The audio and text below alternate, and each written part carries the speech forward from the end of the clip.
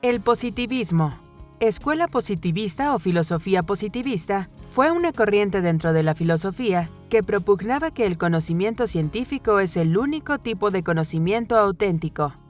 Por ese motivo, la única vía para alcanzarlo es el método científico. Siguiendo esta idea, sus seguidores daban especial relevancia a las ciencias físicas. Esta corriente filosófica, que se oponía a la metafísica, derivó de la epistemología y el empirismo aparecidos a principios del siglo XIX. Sus primeros representantes fueron Henri Saint-Simon y Auguste Comte, ambos franceses, y el británico John Stuart Mill. A partir de la segunda mitad de ese siglo, el positivismo se extendió en el resto de Europa. Origen del positivismo. El positivismo surge del empirismo y la epistemología que autores como Saint-Simon o Comte introdujeron en el pensamiento europeo a principios del siglo XIX. En la segunda mitad de este siglo, la corriente se extendió por el resto de Europa. En un principio, el positivismo tenía una forma muy extrema, y después fue transformándose en uno casi idealista. El punto común de todas las escuelas positivistas era colocar el método científico como la única manera de alcanzar el conocimiento legítimo. Henri de Saint-Simon. Uno de los primeros filósofos que usó el término positivismo a principios del siglo XIX fue Henri Saint-Simon, un pensador francés seguidor del socialismo utópico. Saint-Simon fue junto con Auguste Comte uno de los padres de la filosofía social, muy relacionada con el positivismo. Auguste Comte, que había trabajado con Saint-Simon durante varios años, es considerado como el padre del positivismo. Este pensador continuó con una revuelta que había iniciado Francis Bacon, en contra de las creencias antiguas, ya que consideraba que la razón y la ciencia debían ser las únicas guías para la humanidad. Para Comte, las ideas dominantes anteriores estaban basados en oscurantismos metafísicos o teológicos, que consideraba inadecuados. Aunque estas ideas de Comte compartían muchos postulados con la Ilustración, el pensador se enfrentó con autores representativos de esta corriente, como Voltaire o Rousseau. Para Comte, las posiciones de estos dos filósofos generaban utopías irresponsables. La idea principal de Comte era que las ciencias tenían una jerarquía y que cada eslabón dependía del anterior. En la base se encontraban las matemáticas, a las que seguían la mecánica, la química, la biología y, por último, las ciencias sociales. El autor, por lo tanto, consideraba que la sociología podía dar todas las respuestas a los problemas de la sociedad. Según esta perspectiva, Comte opinaba que todos los asuntos sociales y morales tenían que analizarse con el método científico, esto es, observar empíricamente los fenómenos que se convertían y descubrir las leyes universales que los explicaran. John Stuart Mill. Este filósofo, político y economista inglés fue otro de los principales representantes del positivismo. Como miembro del Partido Liberal, parte de sus pensamientos estuvieron centrados en la economía. Stuart Mill era un defensor acérrimo de la libertad individual frente al control estatal. Al mismo tiempo, defendió el método científico como la única manera de llegar al conocimiento. Este pensador consideraba que la filosofía y la ciencia debían basarse en los hechos observados y comprobados mediante el método científico. Características del positivismo. La época en la que apareció el positivismo estuvo marcada por las ideas de la Ilustración, que pusieron la razón y el empirismo en la base de sus postulados.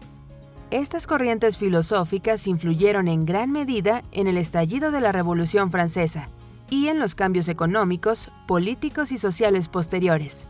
En líneas generales, el resultado fue convertir a los individuos y a las sociedades en objetos de estudio, partiendo de sus experiencias reales. De esta forma, el positivismo se basó en la idea de que el conocimiento debía adquirirse mediante la observación y la experimentación.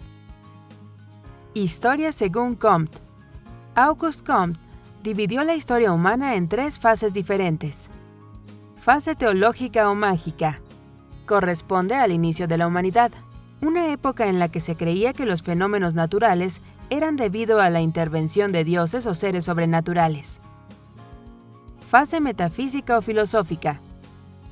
El ser humano dejó de creer en esos seres sobrenaturales y comenzó a hacerlo en las ideas. Fue entonces cuando las explicaciones comenzaron a ser racionales, aunque los dioses fueron sustituidos por términos metafísica o entidades abstractas. Fase científica o positiva. Según Comte, esta sería la etapa definitiva.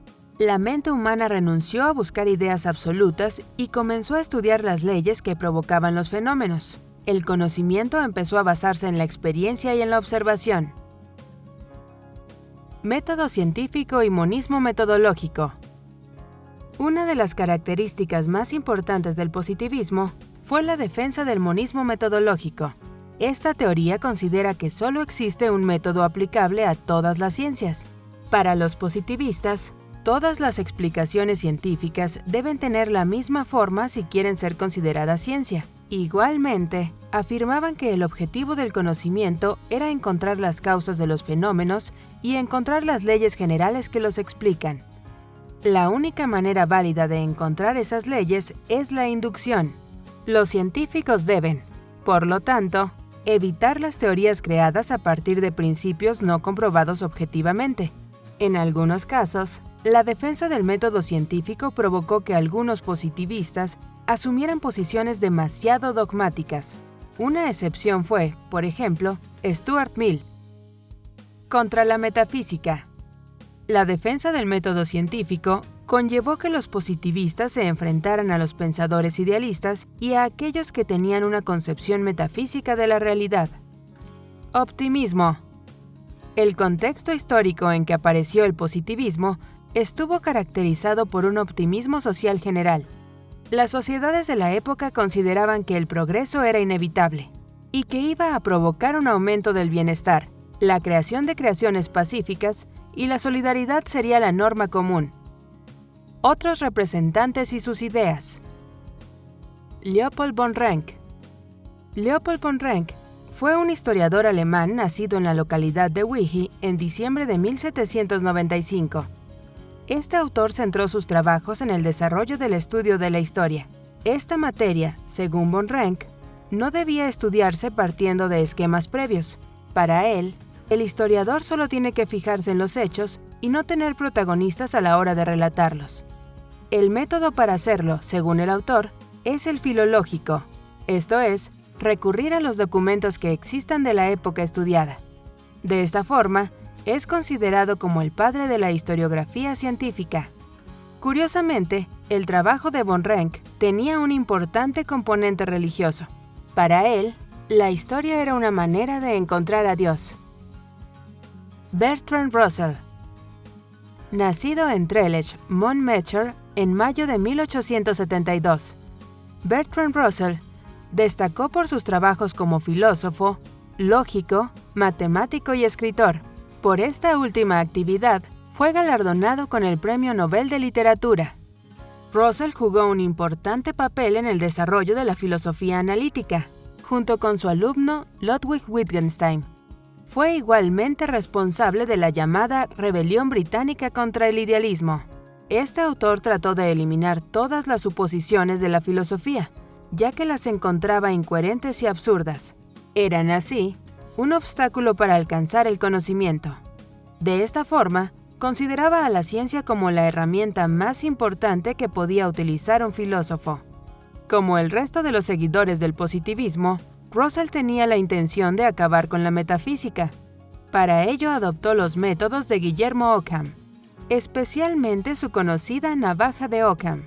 En igualdad de condiciones, la explicación más sencilla suele ser la más probable. Ludwig Wittgenstein fue un filósofo, lingüista y matemático austriaco nacido en Viena en abril de 1889. Durante un tiempo trabajó con Russell y fue el autor de Tractatus Logico-Philosophicus, una obra que contribuyó de manera notable en los positivistas del llamado Círculo de Viena. Sin embargo, el propio Wittgenstein criticó más adelante su propia obra.